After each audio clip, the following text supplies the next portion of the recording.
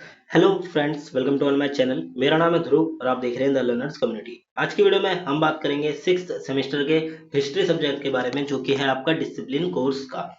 Book का नाम है 20वीं शताब्दी विश्व इतिहास के मुद्दे भाग 2, issues in 20th century world history second. हम बात कर रहे हैं यूनिट 3 की। यूनिट 3 में अराउंड आपको 4 चैप्टर्स कवर करने हैं। तो हम चैप्टर 2, जिसका नाम है छात्र आंदोलन पेरिस 1968, इसके बारे में आज की वीडियो में हम बात करेंगे। तो चलिए वीडियो को शुरू करते हैं। और अगर अभी तक आपने हमारा चैनल सब्सक्राइब नहीं किया तो प्लीज चैनल को सब्सक्राइब करें और वीडियो पूरा देखें, बिकॉज छात्र आंदोलन से रिलेटेड एक क्वेश्चन आपका एग्जाम्स में जरूर पूछा जाएगा। तो चलिए वीडियो को शुरू करते हैं।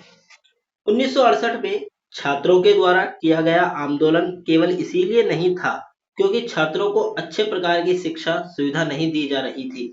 ठीक है, 1968 में छात्रों के द्वारा एक यूरोप में एक आंदोलन किया गया था। ठीक है, आप कह सकते हैं पेरिस यूरोप के एरिया में उसमें आता है। तो वहां पे एक आंदोलन किया गया था, वो भी काफी बड़े बड़े स्तर पर, कई देश में अलग अलग जगहों पे छात्रों ने आंदोलन किया था। इसका एक महत्वपूर्ण कारण ये भी था क्योंकि छात्रों को जिस प्रकार की सुविधाएं दी जानी चाहिए उस प्रकार की उन्हें नहीं दी जा रही। जैसे कि उनकी पढ़ाई की जो व्यवस्था थी वो इतनी अच्छी नहीं थी, जबकि गवर्नमेंट के पास अच्छा खासा पैसा था। ठीक है, तो इस चीज को देखते हुए छात्रों ने क्या करा, आंदोलन कर दिया। 1960 के दशक में फ्रांस में उच्च शिक्षा प्राप्त करने वाले छात्रों का आंकड़ा 1,96,000 से बढ़कर 3,76,000 हो गया, जबकि यूरोप में इस अवधि की संख्या 2,02,000 6,15,000 थी। ठीक है, लगभग इतने 2 लाख से इतने के बीच में एक बड़ी संख्या में लोग थे जो कि क्या चाहते थे, हायर स्टडीज करना चाहते थे। 1960 के दशक की बात हो रही है, पूरे 1960 में ये व्यवस्था रही। तो वो बच्चे जिनको हायर स्टडीज करनी थी, ठीक है, उनकी संख्या हर साल बढ़ती जा रही थी। ज्यादा से ज्यादा बच्चे अप्लाई कर रहे थे कि हमें हायर स्टडीज के लिए दी जाए, परंतु जो गवर्नमेंट है वो उनको अच्छे प्रकार की स्टडी व्यवस्था नहीं दे रही थी। दुर्भाग्य से छात्र की बढ़ती संख्या का मिलान शैक्षिक क्षेत्रों में वित्तीय निवेश की आवश्यकता से नहीं हुआ। ठीक है, मतलब आप वित्तीय जो निवेश है स्टडी में, आप या कह सकते हैं एजुकेशन के सेक्टर में जो निवेश करना चाहिए गवर्नमेंट को, वो नहीं किया गया। तो इसको देखते हुए छात्र क्रोधित हो गए और उन सभी के सभी ने मिलकर क्या करा, छात्र आंदोलन किया। इसके कारण हम आगे व्यवस्था में बात करेंगे।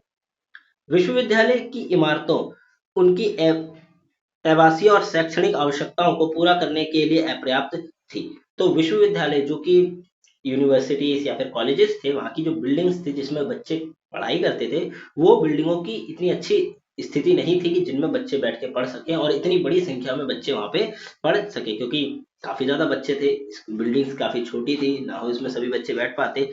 इसीलिए क्या हुआ, ये व्यवस्था हुई। इसके अतिरिक्त जबकि परिवर्तन की हवाएं चारों ओर मौजूद थी, विश्वविद्यालयों में अधिकारवादी और नौकरशाही का बोलबाला था, जो उदारवादी विचारधाराओं और मूल्यों की हरकत के नजर से देखते थे। अब क्या हुआ, अब अगर स्टूडेंट्स को प्रॉब्लम है तो स्टूडेंट्स जो आप कह सकते हैं कि कॉलेज में या यूनिवर्सिटीज में जो हायर पोस्ट पे उनके पास जाते थे, परंतु वो लोग क्या थे, वो नौकरशाही थे। मतलब वो अपनी बस पोस्ट से चिपके हुए थे, ना ही वो किसी स्टूडेंट की बात सुनते थे ना ही किसी और की। ठीक है, बस वो क्या करते थे, अपनी पोस्ट से चिपके हुए, जो ऊपर से ऑर्डर है वो ऑर्डर करा, बाकी उनको कोई फर्क नहीं पड़ता कि स्टूडेंट्स की क्या स्थिति है, क्या उनकी व्यवस्था है। 1968 के आंदोलन की शुरुआत छात्र प्रदर्शनकारियों ने की थी। उन्होंने लिंग स्वतंत्रता की मांग करी थी, क्योंकि उस समय पुरुष और महिलाओं की में काफी हद तक अंतर किया जाता था और उनकी सुविधाओं में भी काफी अंतर किया जाता था। ठीक है, दूसरा आप मेन कारण ये कह सकते हैं आंदोलन होने का, क्योंकि लोगों को लिंग स्वतंत्रता नहीं थी। मतलब पुरुष और मेल के अंदर, सॉरी, पुरुष और महिलाओं के अंतर्गत क्या होता था, बहुत बड़े स्तर पर अंतर किया जाता था। पुरुषों को आप कह सकते हैं कि कुछ अच्छे प्रकार की स्थिति थी, महिलाओं की और ज्यादा खराब स्थिति थी। ठीक है, तो एक ये भी कारण था कि उन लोगों को स्वतंत्रता चाहिए थी लिंग के अंतर्गत। ठीक है, कि दोनों जो मेल और फीमेल है उनको बराबरी पे ट्रीट किया जाए। आंदोलन वास्तव में पेरिस के उपनगर में शुरू हुआ। पेरिस विश्वविद्यालय के परिसर में से एक नानटेरे में था, जो 1962 से अब तक निर्माणाधीन था। अब क्या हुआ, 1962 से 68 तक एक बिल्डिंग बन रही थी। ठीक है, नानटेरे में वो बिल्डिंग कंप्लीट नहीं हो पाई थी। ठीक है, भवन के अलावा लगभग 12,000 छात्रों को ठहरने के लिए अल्प विकसित आवास होने के कारण छात्रावासों के नियम में विपरीत लिंग छात्रों के प्रवेश प्रतिबंध था। अब देखिए, बच्चों को वहां पे रहने की भी व्यवस्था नहीं की थी, क्योंकि बिल्डिंग का काम चल रहा था, बिल्डिंग बनी नहीं थी कंप्लीटली जहाँ पे बच्चे रह सके, पढ़ाई कर सके। इस चीज को देखते हुए बच्चों में काफी ज्यादा क्रोध था, क्योंकि भाई उनको तो हायर स्टडीज करनी है, वो तो अपनी स्टडीज में लेट नहीं कर सकते। ठीक है, 12,000 छात्रों को ठहरने के लिए अल्प विकसित आवास, मतलब ऐसी जगह जहाँ पे पूरी तरह से विकास नहीं हुआ, ऐसी जगह दी गई। उसमें भी क्या था, छात्रावास के नियम, जहाँ पे छात्र रुकेंगे वहां के नियमों में विपरीत लिंग के छात्रों का प्रवेश वर्जित था। मतलब कि आप कह सकते हैं कि अगर पुरुषों के लिए वो जगह दी गई है तो वहां पे महिलाएं कहीं नहीं जा सकती। ठीक है, महिलाओं का कंप्लीटली वहां पे रिस्ट्रिक्शन है, वो वहां जाएंगी ही नहीं। ठीक है, उनका क्या था, निषेध था प्रवेश करना ही। जनवरी 1968 में छात्र नेता डैनियल कोहन बेटिड ने फ्रांसीसी मंत्री फ्रैंकोइस मिशेल से छात्र की हादसा का जो हादसा है, मतलब आप कह सकते हैं उनकी जो स्थिति है उसका जिक्र किया, जिसके उत्तर में मंत्री ने उससे पूल में गोता लगाकर खुद को शांत करने की सलाह दिया। आप देखिए, अब जब जो छात्रों का नेता है, मतलब स्टूडेंट्स का जो लीडर है डैनियल कोहन बेटेड, वो कहाँ गए, फ्रांसीसी मंत्री के पास गए। उनके पास जाके उन्होंने अपनी स्थिति बताई कि छात्रों के पास ना ही हायर स्टडीज के लिए जगह है, ना ही स्कूलों की अच्छी व्यवस्था है, ना ही टीचर्स है। ठीक है, और ना ही लिंग स्वतंत्रता है। इस चीज की चीजें उन्होंने बताई। अब जब मंत्री ने ये सुना तो मंत्री ने अपने जो आंसर दिया, मंत्री ने उसने ये कहा कि उसे पूल में गोता लगाकर खुद को शांत करना चाहिए। मतलब ये सलाह दी गई किसको, छात्र के नेता को, कि आप जाइए और पूल में गोता लगाकर शांत होइए। इस प्रकार की सलाह दी गई। 22 मार्च 1968 को लगभग 150 छात्रों ने कवियों और संगीतकारों के साथ पेरिस विश्वविद्यालय के नांटेरे कैंपस में एक इमारत पर कब्जा कर लिया था, ताकि इसके कामकाज से संबंधित मुद्दों पर चर्चा की जा सके। अब क्या हुआ, जो बिल्डिंग कंप्लीट नहीं हुई थी, जो बिल्डिंग का काम चल रहा था, वहां पे 22 मार्च 1968 को 150 जो स्टूडेंट्स हैं उन्होंने अपना ग्रुप बनाया, जिसमें कवि और संगीतकार दोनों थे।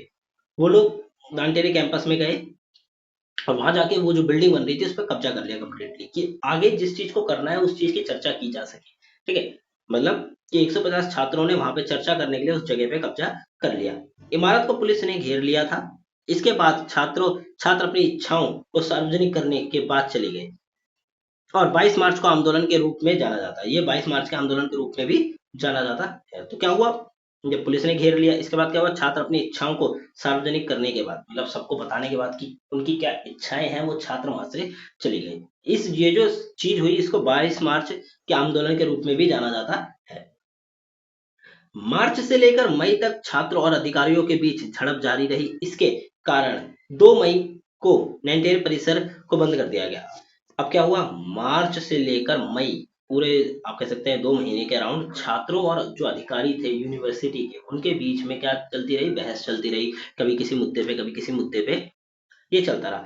अब इसके कारण 2 मई को नानटेरे परिसर को बंद कर दिया गया। मतलब जो परिषद था जहाँ पे ये बातचीत की जाती थी, उस परिसर को ही बंद कर दिया गया।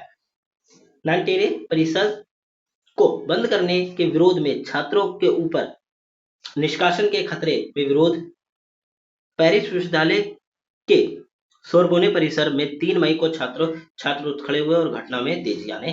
अब क्या हुआ, जब परिसर को बंद कर दिया गया तो छात्रों को लग रहा था कि अभी तक तो हमारी बातें ही हो रही थी, अब सडनली लोगों ने बंद कर दिया। ठीक है, मतलब हमें कंप्लीटली इग्नोर मार दिया, किसने, परिसर ने। तो छात्र क्या हुआ, इस चीज से गुस्सा हो गए, उनके अंदर विरोध जग गया। पेरिस विश्वविद्यालय के सोरबोन परिसर में 3 मई को छात्र खड़े हुए। सोरबोन जो परिसर था वहां पे 3 मई को छात्रों ने ग्रुप बनाया और अब कंफर्म कर लिया कि अब क्या होगा, आंदोलन होगा, और घटना में तेजी आने लगी। अगले 7 हफ्तों के लिए पेरिस की सड़कें युद्ध के मैदान में बदल गई। छात्र निकाय यूनियन, नेशनल डैश एट्यूडिनिट्स डी फ्रांस और शिक्षक संघ ने 6 मई को नंटेरे और सर के परिसर को बंद करने के खिलाफ विरोध मार्च करने के लिए कॉल दिया। अब क्या हुआ, अब जब बंद कर दिया गया तो 3 मई को छात्रों ने कंफर्म किया कि अब आंदोलन किया जाएगा, और उसके बाद अगले 7 हफ्तों तक कंप्लीटली जो फ्रांस की पेरिस की जो सड़कें थी वो बिल्कुल ही रुक गई थी, क्योंकि वहां पे युद्ध चल रहा था गवर्नमेंट के बीच में भी और गवर्नमेंट और स्टूडेंट्स के बीच में, क्योंकि स्टूडेंट्स की मांगे पूरी नहीं हो रही थी। जगह जगह दंगे फसाद होना, ठीक है, आप कह सकते हो विद्रोह करना, ये जितनी भी प्रकार की चीजें होती है ये सारी चीजें करी जा रही थी। 6 मई को अंटेरे और सर के परिसर को बंद करने के खिलाफ विरोध मार्च के लिए एक कॉल हुआ। अब क्या हुआ, जब बंद कर दिया गया ये नाइजीरिया का परिसर तो इसके बाद और ज्यादा स्टूडेंट्स क्या हुए थे, गुस्सा हो गए थे। 11-12 मई की मध्यरात्रि को फ्रांसीसी इतिहास में the night of the barricades के रूप में जाना जाता है। तब तक छात्र की ताकत 40,000 तक पहुंच चुकी थी। 11-12 मई की जो आधी रात थी उसको हम किसके नाम से जानते हैं, फ्रांसीसी जो इतिहास था उसके इसमें the night of the barricades के नाम से उसको जाना जाता है। उस समय तक जो छात्रों की संख्या थी वो बढ़कर 40,000 तक पहुंच गई थी, मतलब 40,000 छात्र अब आंदोलन में शामिल हो गए थे। वे शेन नदी के बाएं किनारे पर इकट्ठा हुए और इसे पार करने का प्रयास किया। पुलिस ने उन्हें रोका, छात्रों ने रास्ते में पत्थर को उखाड़कर बैरिकेडिंग लगाकर जवाब दिया।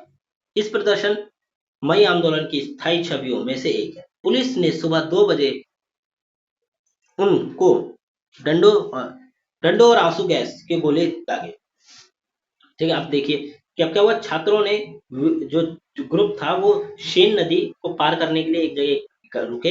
अब जब वो पार कर रहे थे तभी पुलिस आ गई और पुलिस ने उनको एक तरह से घेर लिया। अब पुलिस और उनके बीच में क्या हो रहा है, झगड़ा सा हो रहा है, विरोध हो रहा है। तो छात्रों ने बैरिकेड्स लगाए और पत्थर फेंकना चालू कर दिया जिससे कि पुलिस पीछे हट जाए। अब ये काफी देर तक चलता रहा। ठीक है, पुलिस ने सुबह 2 बजे मतलब एक प्रकार से 2 बजे सुबह 2 बजे क्या डंडों और आंसू गैस के गोले दागे और जिसके बाद वो छात्र क्या हुए, थोड़ा सा छात्रों की जो स्थिति है वो खराब हुई और छात्रों को पकड़ लिया गया एक प्रकार से। दमन सुबह तक जारी रहा। लगभग 500 छात्रों को गिरफ्तार कर लिया गया। देखिए 500 जो छात्र थे, बड़ी संख्या में छात्रों को क्या कर लिया, गिरफ्तार कर लिया गया। उनमें से सैकड़ों को अस्पताल में भर्ती किया गया। जिस समय यह हो रहा था उस समय पुलिस की बर्बरता को रेडियो पर प्रसारित किया गया और बाद में ये उसे टेलीविजन पर भी दिखाया गया। अब जब ये सारी चीजें हो रही थी कि पुलिस डंडे मार रही है लोगों को या फिर आंसू गैस के गोले फेंक रही है, तो ये सारी चीजें रेडियो सहित टीवी पर क्या हो रहा था, प्रसारित हो रहा था लाइव। तो लोगों को या पेरिस के जो लोग हैं, आसपास के जो देश के जो लोग हैं, लगभग सभी को पता चल रहा था कि क्या स्थिति है पेरिस के अंतर्गत। छात्रों की ऐसी स्थिति को देखकर दो प्रमुख वामपंथी यूनियन के समर्थन में कॉन्फेडरेशन जनरल डू ट्रेवल और फोर्स लुवियर ने 13 मई को एक दिन की हड़ताल का आह्वान किया था। उस दिन पेरिस में उनकी सड़कों के माध्यम से 10 लाख लोग से अधिक मोर्चा देखा गया। अब क्या हुआ, जब छात्रों की इतनी खराब स्थिति थी, छात्रों को मारा जा रहा था, उनको जबरदस्ती पकड़ा जा रहा था, तो इसको देखते हुए दो वामपंथी जो आप कह सकते हैं कि बड़े बड़े जो वामपंथियों का ग्रुप था वो सामने आया। 13 मई को उन लोगों ने एक दिन की हड़ताल रखी और उस दिन लगभग 10 लाख से अधिक लोग इस मोर्चे में शामिल हुए। 10 साल काफी हो गए। एक नारे में राष्ट्रपति के रूप में चार्ल्स डी गॉल को शासन से हटाने की मांग की गई। एक सप्ताह के भीतर हड़ताल पर जाने वालों की संख्या 10 मई को 2 लाख से बढ़कर अगले दिन 20 लाख और 23 मई को 1 करोड़ हो गई थी। मतलब काफी बड़ी संख्या पे लोग क्या हो रहे थे, स्टूडेंट्स का जो प्रोटेस्ट था उसमें जुड़ रहे थे। एक नारे में ये भी कहा गया कि वहां का जो राष्ट्रपति है चार्ल्स डी गॉल, ठीक है, उसको हटा देना चाहिए क्योंकि 10 साल तक उन्होंने कंटिन्यूअसली आप कह सकते हैं कि राज किया। ठीक है, तो 13 मई को क्या हुआ, उसके बाद ज्यादा से ज्यादा छात्र इस आंदोलन में जुड़ रहे थे, लोग जुड़ रहे थे। तो 17 मई को 2 लाख हुआ संख्या और 23 मई को ये संख्या बढ़कर 1 करोड़ हो गई थी। 29 मई को डी गॉल गायब हो गया। एक संक्षिप्त क्षण के लिए ऐसा लगा था कि वह देश छोड़कर भाग गया और छात्र जीत गए, जैसा कि यह पता चला कि वह जर्मनी के फ्रांसीसी सैन्य अड्डे पर अपने सेनापति से परामर्श लेने गया था। आज भी यह स्पष्ट नहीं हो पाया कि वास्तव में क्या हुआ था, लेकिन डी गॉल ने वापसी की और अगले दिन रेडियो पर क्या करा, लोगों को प्रसारित किया।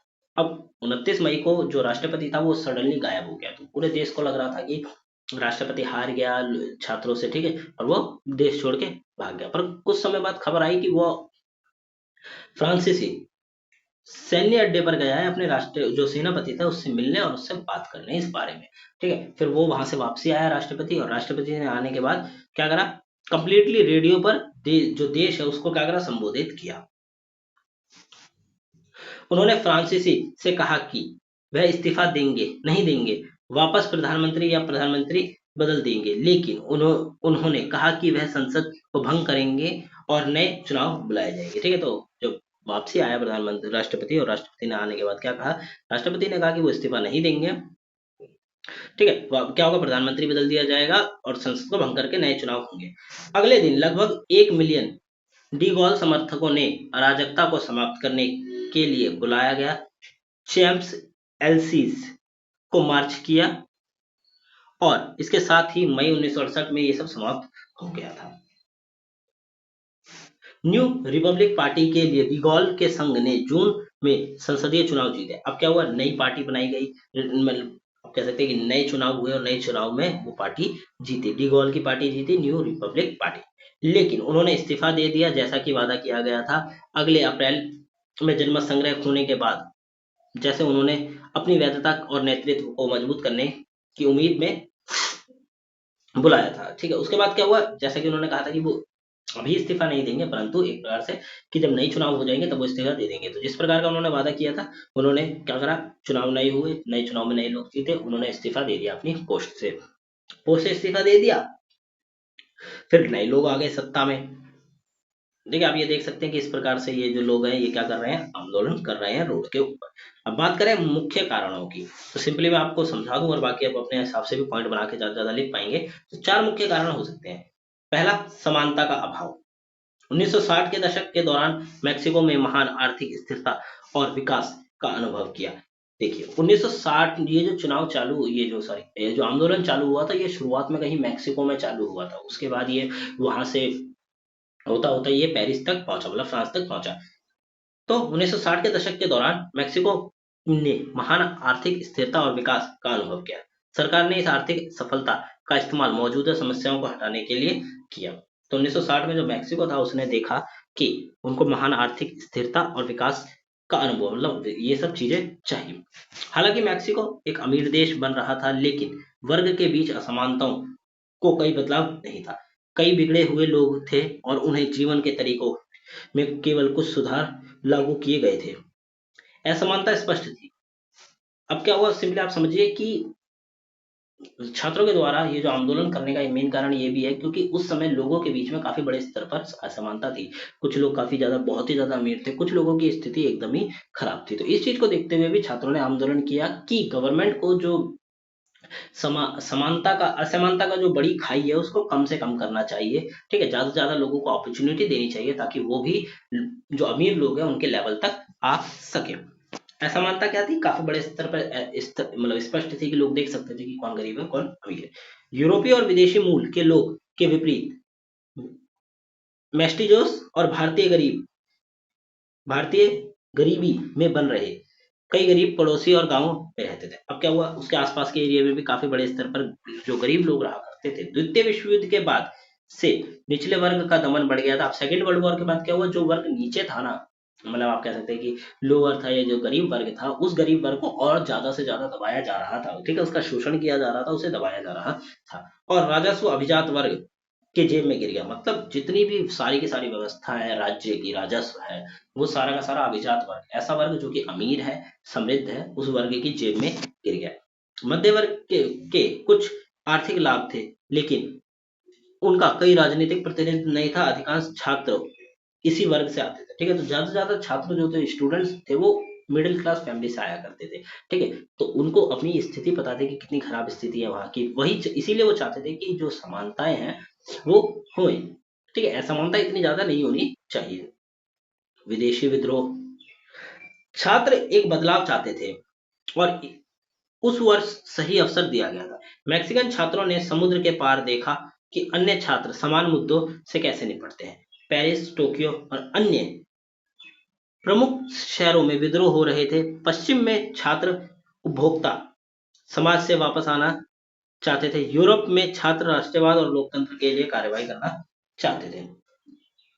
ठीक है, तो अलग अलग छात्रों का अलग अलग प्रकार के विद्रोह थे। कुछ लोग छात्र चाहते थे कि राष्ट्रवाद और लोकतंत्र के लिए लड़ाई कर रहे थे, कुछ लोग चाहते थे कि हमें समानताएं मिले, और कुछ लोग चाहते थे कि हमारी जो पढ़ाई की स्टडी है, मतलब पढ़ाई है, उसको हायर लेवल तक बढ़ाया जाए। तो अलग अलग प्रकार पर क्या हो रहा था, विदेशी विदेश में विद्रोह हो रहा था।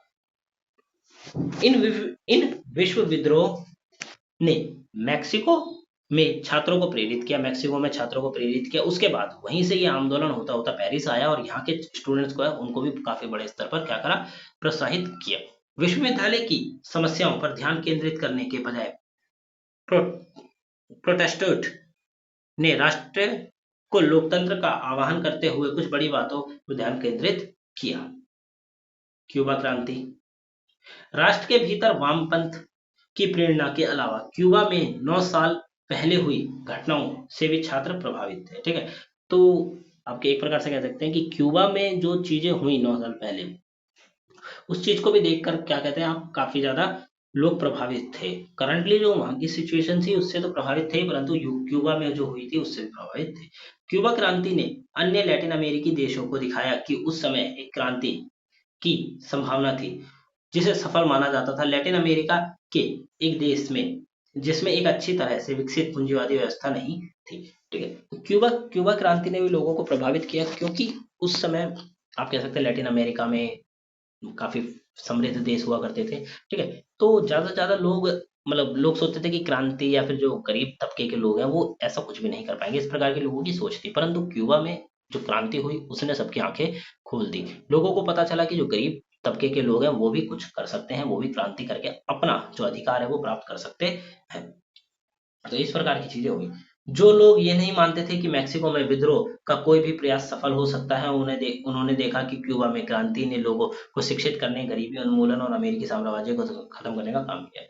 ठीक है, तो जो लोग ये मानते थे कि मैक्सिको में कोई भी व्यक्ति इतना शक्तिशाली नहीं है कि वो क्रांति करेगा, उसकी क्रांति जो है वो सफल होगी, इस प्रकार के लोगों की सोचे थी। परंतु क्यूबा में जो क्रांति हुई उसके बाद से वहां पे लोगों ने देखा कि क्रांति के बाद वहां के लोग शिक्षित हुए, वहां की व्यवस्था अच्छी हुई, ठीक है, आर्थिक व्यवस्था अच्छी हुई और अमेरिकी साम्राज्यवाद जो था उसको समाप्त कर दिया गया। कहां से? क्यूबा से। हालांकि कई छात्र नेता कम्युनिस्ट थे, लेकिन वह यह विचारधारा विरोध के सामान्य उद्देश्यों पर हावी नहीं। लेकिन क्यूबा की क्रांति ने लोगों को परिवर्तन करने के लिए बाध्य कर दिया। ठीक है, तो जो क्यूबा की क्रांति थी उसने लोगों को काफी हद तक प्रभावित किया। 1910 की क्रांति के वादों का उल्लंघन। छात्र प्रदर्शन की असली प्रेरणा सरकारी एजेंटों को हटाने से परे थी। सभी विरोध का अधिकार सामाजिक असमानता और राजनीतिक दमन था। प्रोटेस्टेंट चाहते थे सॉरी प्रेसिडेंट चाहते थे कि 1910 की क्रांति के वादे पूरे हों। छात्र राज्य की नीतियों को ध्यान बदलना चाहते थे, जो उस समय केवल अभिजात वर्ग के पदाधारी थे, पक्षधर थे और उन्हें गरीबी, श्रमिक और मध्यम के निम्न सामाजिक वर्गों की ओर निर्देशित करते थे जिनकी उपेक्षा की गई थी। ठीक है, तो प्रेसिडेंट जो राष्ट्रपति थे वो चाहते थे कि जो भी वादे किए गए वो काम पूरे किए जाए, परंतु ज्यादा से ज्यादा वो लोग किसके फेवर में थे? अभिजात, ऐसा वर्ग जो कि समृद्ध है, ठीक है, जिसके पास पैसा है, इस वर्ग के फेवर में थे। तो गरीब तबकों के जो लोग थे उनकी इतनी अच्छा खासा ध्यान नहीं दिया गया। छात्र चाहते थे कि सरकार अमेरिकी व्यापार के अवसरों के बारे में सोचना बंद करे और सामाजिक सेवा कार्यक्रमों पर ध्यान केंद्रित करे, और इसके अतिरिक्त सरकार एक तानाशाही थी जो 6 साल तक सत्ता में रही थी। ठीक है, सबसे पहला पॉइंट था कि जो सरकार थी वो तानाशाही गवर्नमेंट थी। ठीक है, तानाशाही का मतलब कि अब वो गवर्नमेंट अपने मन से जो चीजें चाह रही थी वो कर रही थी, कोई रूल्स एंड रेगुलेशंस नहीं था। तो वो चाहते थे कि तानाशाही गवर्नमेंट को हटाया जाए। फिर जो गवर्नमेंट अमेरिका की तरफ ज्यादा ध्यान दे रही है वहां से ध्यान हटाकर जो समाज है उसके ऊपर ध्यान दे और ज्यादा से ज्यादा अच्छी व्यवस्थाएं लोगों के लिए लाए। तो इस चीज को देखते हुए जब ये चीजें नहीं की गई तो छात्रों ने क्या करा? आंदोलन कर दिया। तो ये था आपका छात्र आंदोलन के बारे में जो कि पेरिस में हुआ था 1968 में। काफी इंपॉर्टेंट क्वेश्चन है, one of the most important question मैं कहूंगा, क्योंकि इससे रिलेटेड एक क्वेश्चन आपसे एग्जाम्स में पूछा जा सकता है अलग अलग तरह से कि छात्र आंदोलन क्या है, उसका वर्णन करें या फिर और भी किसी प्रकार से। तो आप अपने हिसाब से जो आंसर है वो बना सकते हैं, कंटेंट आपका यही रहेगा। तो ये थी आपकी आज की वीडियो कैसी लगी आप हमें जरूर बताएं। वीडियो अच्छी लगी तो प्लीज वीडियो को लाइक करें, चैनल को सब्सक्राइब करें। डिस्क्रिप्शन बॉक्स में टेलीग्राम इंस्टाग्राम का लिंक दिया गया है, आप वहां जाके हमें फॉलो कर सकते हैं। आपको कोई भी नोट्स या फिर अपडेट दिया जाएगा वो टेलीग्राम या इंस्टाग्राम के द्वारा दे दिया जाएगा। साथ में आप हमारी वेबसाइट पे जाके आप सब्सक्राइब कर सकते हैं हमारी मेल सर्विस को। जैसे ही हम कोई नोट्स अपलोड करेंगे तो आपको मेल के थ्रू पता चल जाएगा। तो मिलते हैं अगली वीडियो में। Thanks for visiting on my channel guys.